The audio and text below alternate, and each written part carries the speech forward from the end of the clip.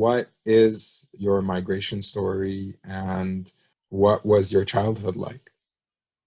My story is that I was born in Alexandria, Egypt, and I went to Australia when I was 5 months old.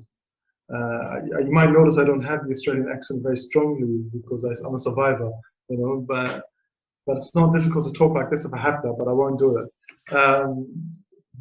Yeah, so I was raised in Australia. I went to Egypt for 2 years when I was in basically kindergarten one, but then returned to Australia. And growing up as a third culture kid wasn't something that troubled me at the ages of 6 or 7, but started to become much more noticeable at the age of 10.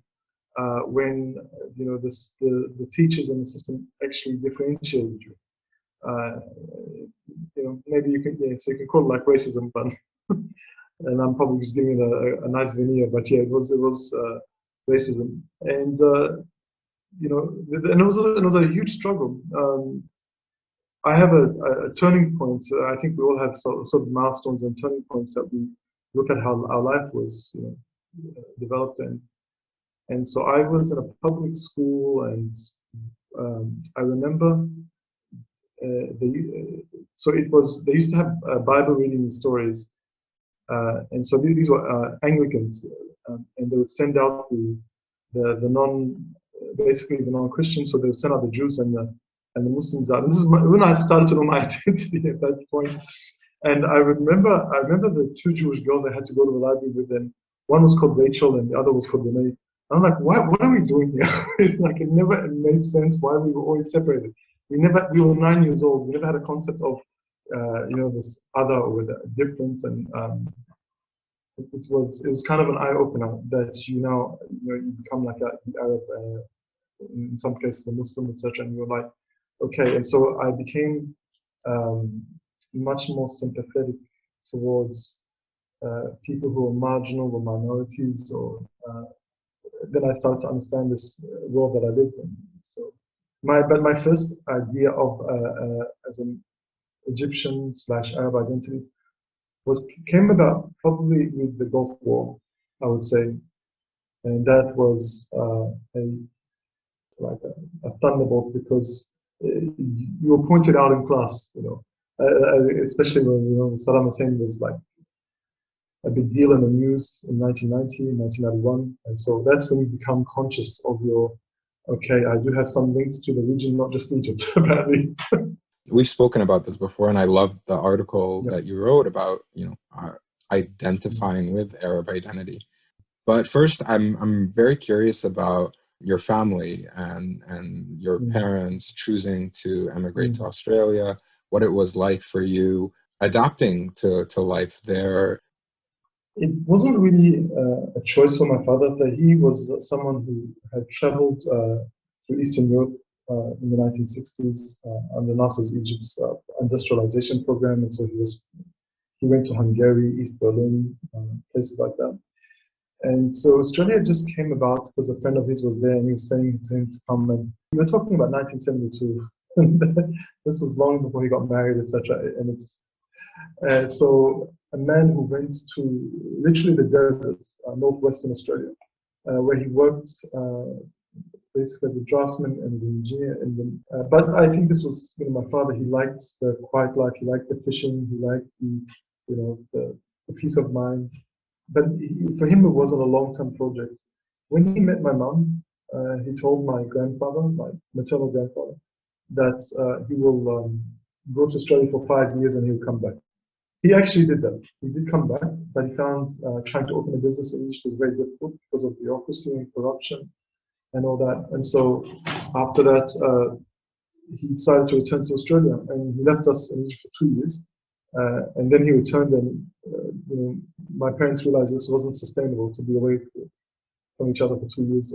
So we decided, well, not me, but my parents decided to go back to Australia.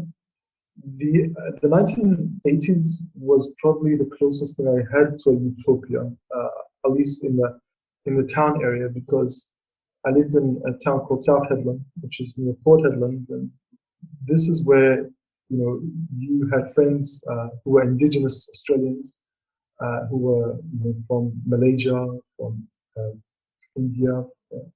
But we never, this is the only time I could actually say I never really felt a sense of difference.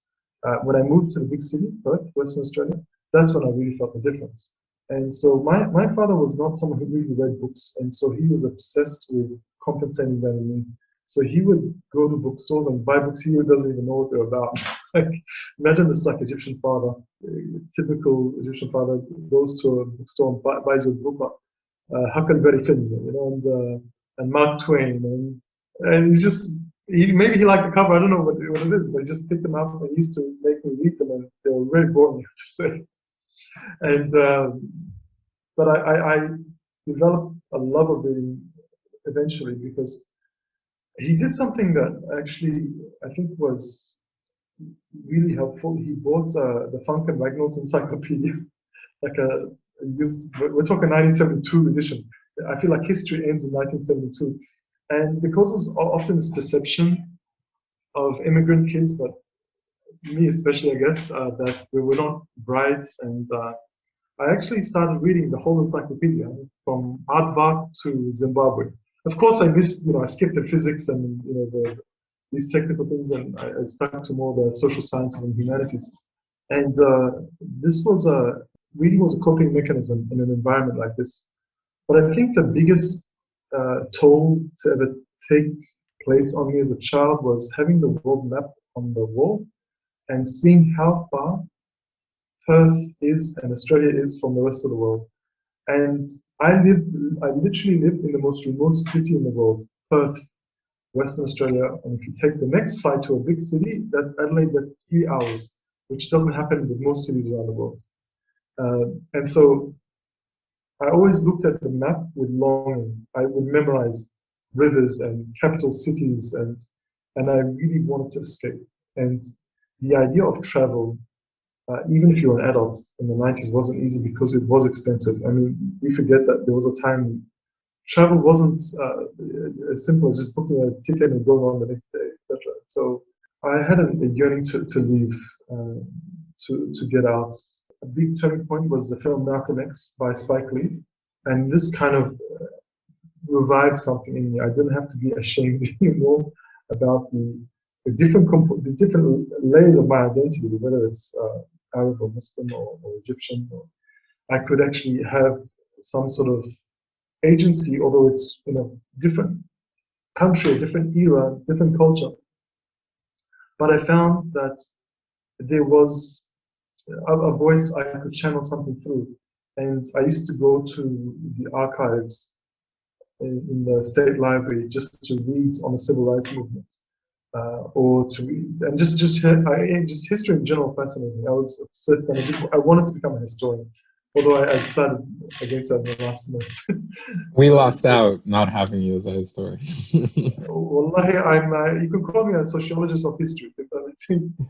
But that was really important to me because I grew up basically in a very anti-intellectual environment. And, unfortunately, for a lot of good things about Australia, intellectual flourishing isn't one of them. Unless you belong to a particular class in a particular milieu. And I dreamt of New York and places and what I would believe to be superior, just because I was an immigrant kid. I went through the whole Americanization. Starting with your childhood watching Sesame Street, going through Teenage Mutant Ninja Turtles, inside felt like New York was always that sort of buzz that was happening. Yeah. And when it comes to, as you brought up, the whole Arab, I think this came in waves. Like there was a time I completely denied my Egyptian and Arab identity, and I used to lie and say that at the age of 12 and 13 and 14, I would say I was from. Don't ask me why I said this, but I used to say I was from France. And so, and once when I was going on a holiday, just because this was a time when the song "Walk Like an Egyptian" by the Bangles was still fresh. Like we're talking about, a couple of years after the song was released, and I always thought people forget it. No one has ever forgotten that song. so you could imagine you're always being hammered by the Bangles song. By the camels was always the most common trope that's thrown at you. as a child. The pyramids, of course, and all that. And I know this becomes like typical kind of diaspora humor. But as a child, when you're going through that, that you sometimes start to believe maybe that is your identity. That's all there is to it.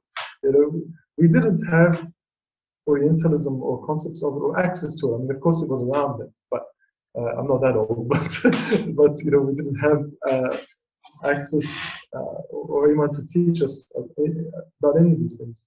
I do remember discovering colonialism for the first time in high school, and I brought it up with my geography teacher, and he said that something along the lines that these countries should get over it. You know, the formerly colonized countries should get over it, and it was a very, very harsh. You know, and one thing is for sure, I never really saw kindness from teachers in high school. Maybe it's when I went to college and university, that's when I started to see more empathy, more understanding.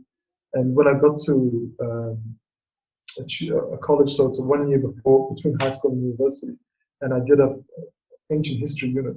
I just remember how much my teacher made me fall in love with ancient history. So it was on Rome, and you know, someone who's actually passionate about teaching. She really inspired me.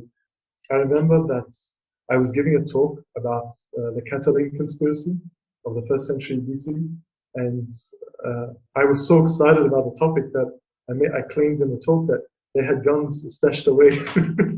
And she's like, Amro, they didn't have guns back then. I'm like, sorry, you know what I mean? So, but that's also what started to pull me towards the history, the ancient history, and as a way of trying to understand the bigger picture of the world that we live in. At the end, watching this documentary by this African American giving a talk in South Africa, and it shows you how easy I got swayed. And he said something along the lines of, you gotta tell your kids you gotta teach you about business, computers. This is the future, and this was the future. You know, this is the mid-90s, and you know, internet and the World Wide Web was making waves and all that. And I thought this is what I should be doing. I wasn't, and so of course, you know, the Arab community got excited when I chose that instead of historian, etc. And so because it's psych engineering. Even though I was doing that, I was doing a lot of electives that were philosophy and political science, and I loved it. But I was thinking pragmatically, and my undergrad years was a whole new world. I felt like in a way made up for all the disasters of schooling and all the racism, etc. Because you had now international students, and you had this new world of activist clubs and you know and different groups and international and just everything just you know I felt like university filtered out all the idiots that troubled me in school. Coming back to my Egyptian identity, for example, this came in waves. I remember the first Egyptian friends I had in a school setting were two Egyptian guys, but there wasn't really enough Egyptians or Arabs in general to have what you might call a protection or a group of, because I was at a school that was quite violent as well.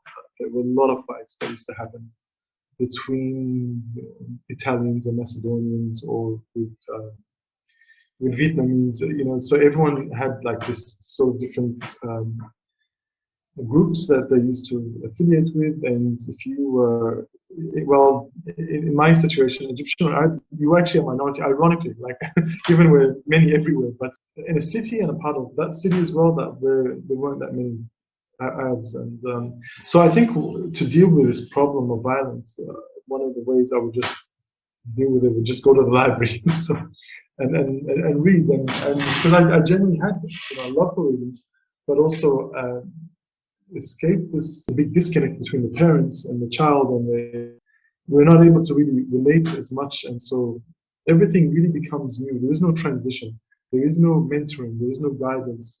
You tend to just be really on your own. This is why when university came, it was a godsend. It was very, very much of a revelation of how much of a world can be better. And were there intergenerational conflict or arguments with your parents about what their conception of maintaining your Egyptian identity is? My parents were obsessed about us not forgetting the Arabic language, and so that really, we had to speak Arabic basically in the household, and we did pretty good, I think, compared to other kids of Egyptian families in our city. I could speak it well, so I was fortunate and grateful they did that. Of course, it wasn't fun at the time; it was not seen as cool to do so, and. In terms of Egypt, for my parents, Egypt was utopia. It was which never explained why they came to Australia, but in the sense that you would open the glove box of the car and you find all these Kulthum cassette tapes. They were there, but I don't remember my mom necessarily putting them on in the car. So I would find all these cassette tapes of this woman with dark glasses and I was creeped out because there were so many of them. Like, apparently, I later understood that she makes many songs and they're very long, and so you have to, divide them into different cassette tapes because Kulthum will take up, a whole music library just on one song, I guess. In terms of sustaining the Egyptianness, I think came a lot from the community, from the monthly gatherings they had every the first Saturday. Majority of people we would see as a family would be Egyptians, followed by Lebanese, and some Syrians and Palestinians. A few Iraqis much later on, but the majority would tend to be Egyptians. And this was family, or was the Egyptian community more broadly very tightly knit? I think they were tightly knit, growing up in the 80s and early 90s, but they start to fragment, and these type of community meetings start to dissolve. You see them at the mosque, and then you meet them there, but it's not the same sort of dynamic.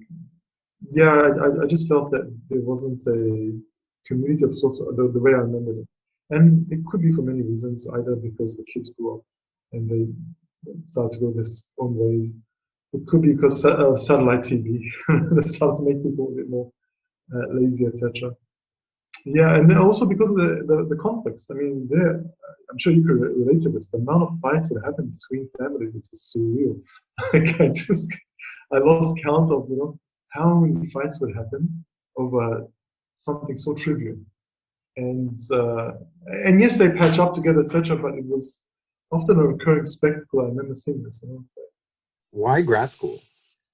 What motivated you to do the research that you did? And I graduated with a Bachelor of Information Systems / Computer Science, but mostly information systems. And I worked in Singapore for a while, and Indonesia and Malaysia. And I was doing something I did not love at all. It was just the thing to do because it was the moment. But I didn't have any passion at all for programming or systems analysis and design and databases and whatnot. This wasn't Amro at all. And so I was caught up in a murky business climate as well. I wasn't really made for this type of. I went to do my master's, and because I had this dream of working for the UN. I don't have that dream at all anymore, but at the time it was like the UN travel, and I just remember how happy I was. I was so happy. When you just go to this, you're changing careers because you're doing a master's of political science now, and you're sitting there and you're like, I found myself. This is who I want to be. And at the same time, I started doing stand-up comedy on the sides, and you'll find old videos of me on YouTube. It was part of a trend at the time of trying to let out this post 9/11, neurosis that was put into us because of like looking over our shoulders or over apologizing and feeling guilty just for existing, whether as Arabs or Muslims or Middle Easterners. Something was it was a difficult decade, and I'm sure much more difficult in North America. My thesis for my master's was on the Arab lobby in the United States and why they're not as successful as the pro-Israel lobby and the Cuban American lobby. So I looked at the comparative dynamics. once again, I was still fascinated with the whole US thing. By the time I got to do a PhD, it was a long road. When the Egyptian Revolution happened, and I really love academia. I mean, I know it comes with a lot of problems, as you know very well, and funding and job applications and etc. But I've always searched for a space where I could exert my idealism, even within constraints. But academia, I feel, is the last bastion in the world that is available to give you that space. And I know it's becoming increasingly restricted. But at the same time, there is some space to maneuver. The scariest thing that could be told to me is you cannot write on this. To be quiet for the rest of your life is something I just cannot afford to do. And for your PhD, what was the topic of your dissertation and why? And the topic was on Egyptian soft power. It made sense at the time. And this is 2012, and I was working 7 months into it, and I wasn't convinced by it at all. It's nice over coffee, but not as a research dissertation. So a friend told me, Amro, the whole world contacts you about things related to Alexandria. Why don't you do it on Alexandria? And I was like, yeah, but Alexandria is boring. It's more like, I can't see this as a research dissertation. And I don't know. I was very mixed about it. Because before I liked the big picture, the international relations, the UN, the Egyptian soft power, all this stuff. But actually, it's one of the best things I ever did was to change my thesis topic to Alexandria, because everything just started to feel natural. I could get it. I get Alexandria. I didn't have to exert mental energy. Well, you do have to try to understand a city that's complicated like Alexandria, but still, it was kind of like second nature to me to engage with it. As a city, it was really being neglected. There were protests happening in early 2012, and I was about to go attend a stand to defend a beautiful architectural heritage from being destroyed. I was basically going there every weekend, every Friday. At one point, I was like, fixing the grammar on protest signs. That was like my unofficial. And it was really one of the most beautiful years, like 2011. It was always something. I wasn't there during the 18 days, but I came after. I would say I was more like an observer in the sense that I felt a bit of a fraud coming from abroad. And, so I would more like be documenting it and photographing and writing, because it really at the time felt like a new Egypt, and the Egypt that I could see myself living in. And I really tried to give it so many chances. But you did end up moving to Alexandria. I did. So after I finished my PhD, I was living in Germany for a bit in 2015, and so I decided that I will move to Alexandria as a base. And Alexandria made a lot of sense. Alexandria is tolerable if you go in and out of it more often. I always had a dream of opening like a school of philosophy and social sciences in Alexandria. There's an inertia in the city. There is potential to break it up by bringing creative styles of thinking. And do you ever look back and think what could have been with 2011? The first time I entered Tahrir Square, there was an energy you couldn't get anywhere else in the world.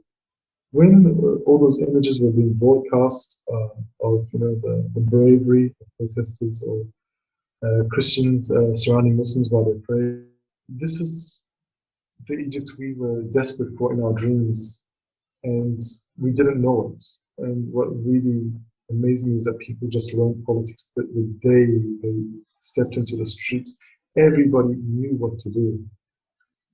The generation that left after 2011 are they're not economic migrants by and large. Many of them left because either for political reasons or for reasons of they don't find their space, they cannot find the creativity to do what they like to do, and so they leave. So you go to Berlin, if you come to Berlin here, you see the amount of Egyptians, talented, you're talking across the board from theater directors to playwrights to artists, they're not here out of choice.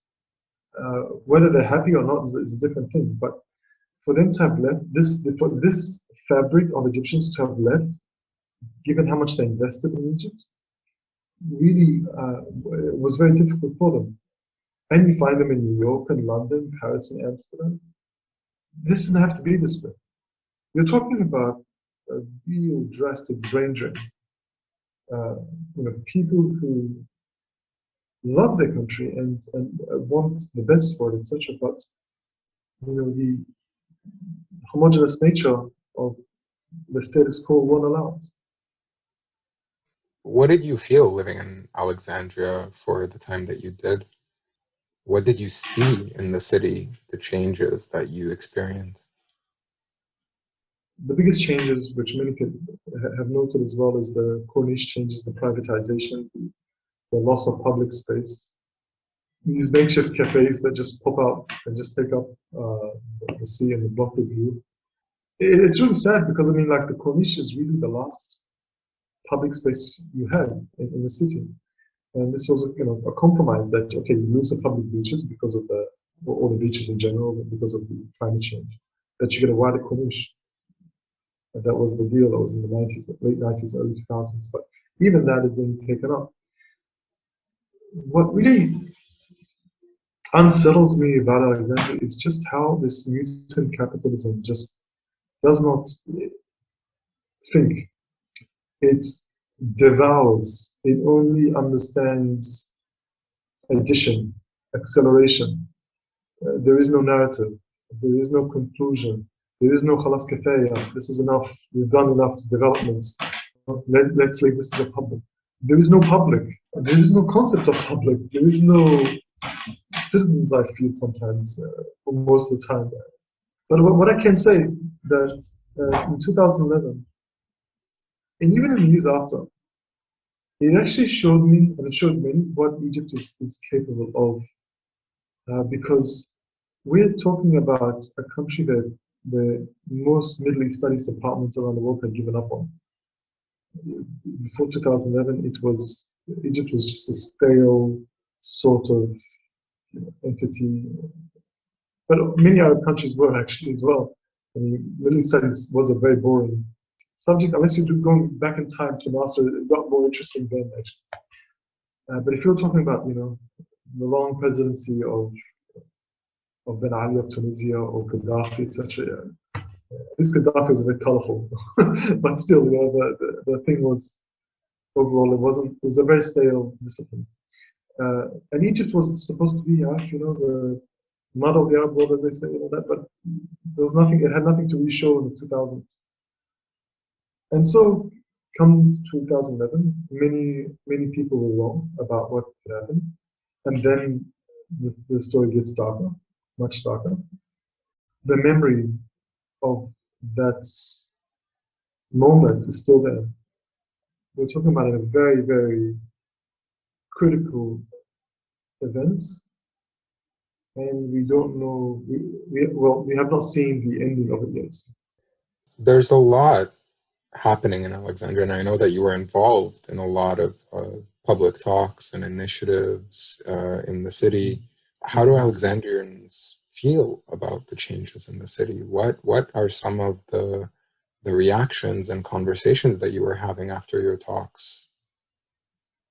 I think across the board, irrespective of anyone's political positions or economic positions or class, everyone is upset. This is the sense that you get. That this is what you grow up with. The social media is a good barometer of that. But also, it's not really different to the street. And so, yeah, there's a despair, there is a melancholia, there is a very, very powerful nostalgia, where everyone seems to be part of this online archival culture of circulating black and white pictures of Alexandria. No child in Alexandria grows up without hearing the expression, "Iskandariya kan jameel as a man." Alexandria was beautiful in the past. Currently, you're working on your book on Alexandria.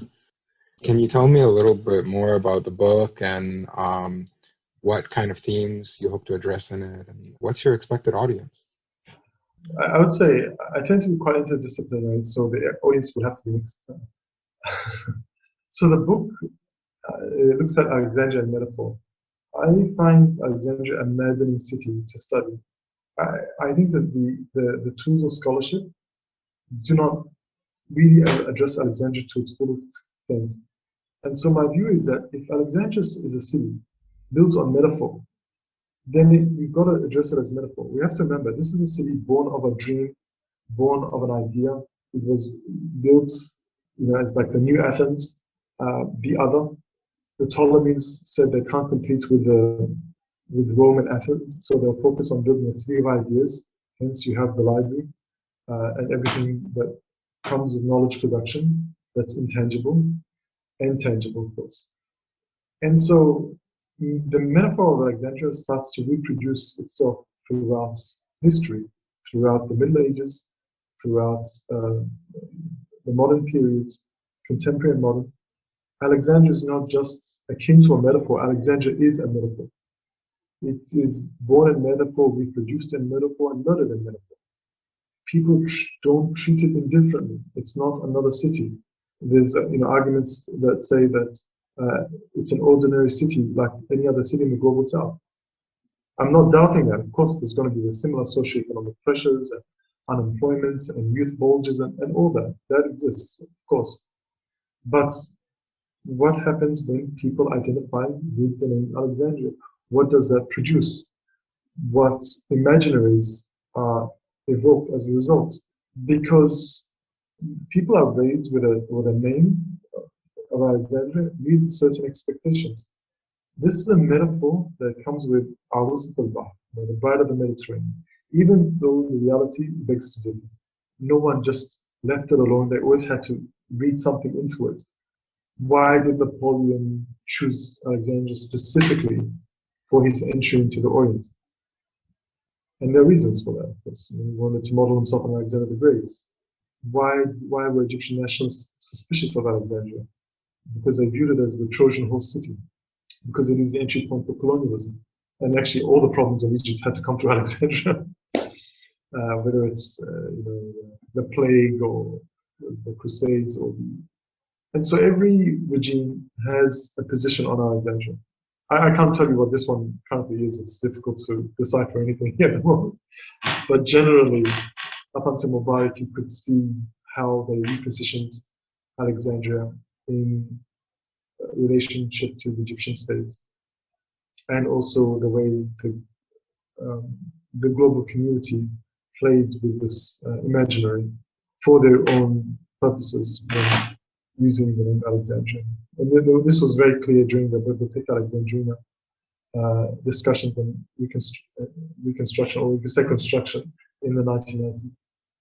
Speaking as an Alexandrian, I can say that my perspective on Alexandria has shifted considerably over the past 10 years, from a space that was open and inviting and refreshing and somewhere I wanted to be. Like as soon as I would travel to Cairo, first thing I wanted to do is get in a car, go to Alexandria, visit with family, walk the Corniche and explore the city.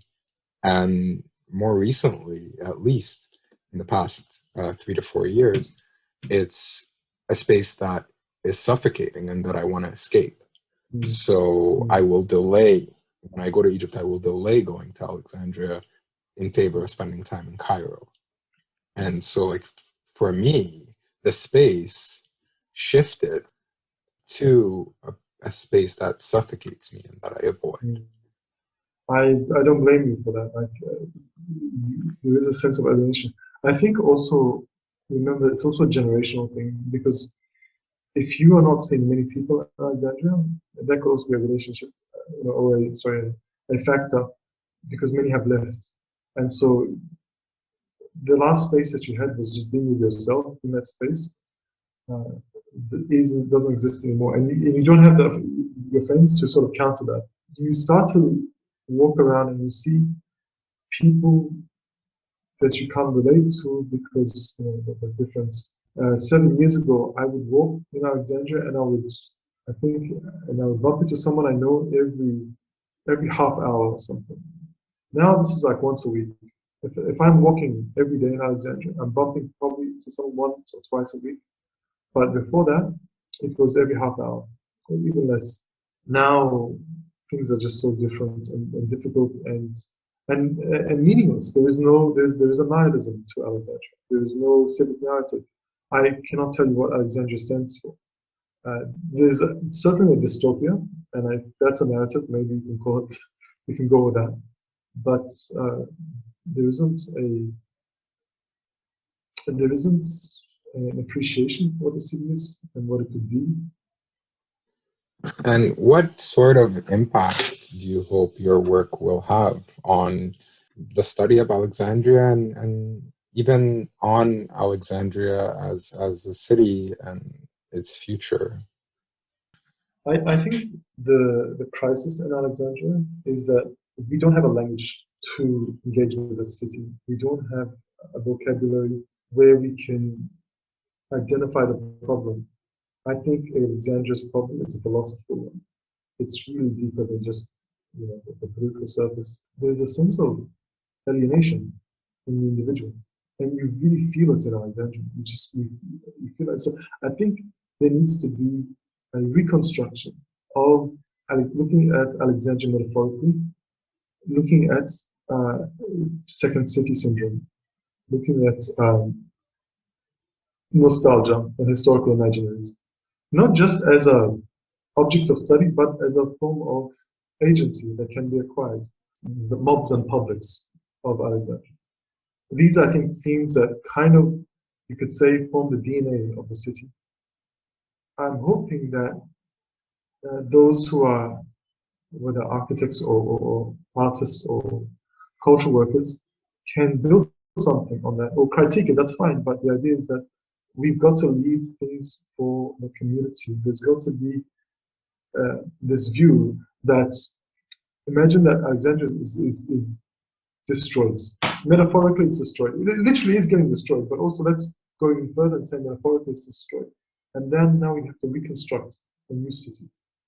One of my friends, Lamisa Lehman, she did an art exhibition that looked at that, called The Eighth Alexandria, where we're living in the seventh Alexandria. And so she's saying that let's just get it over and done with, destroy the city, and rebuild it from new. We don't have to go that far, but the idea is that we need future histories. We need to imagine something better than this and engage the public with it. And it doesn't always have to be through conventional channels. There might be other ways to do it, but it's got to be there on paper. I think the best thing that you can leave a city is a book and a community that you brought about.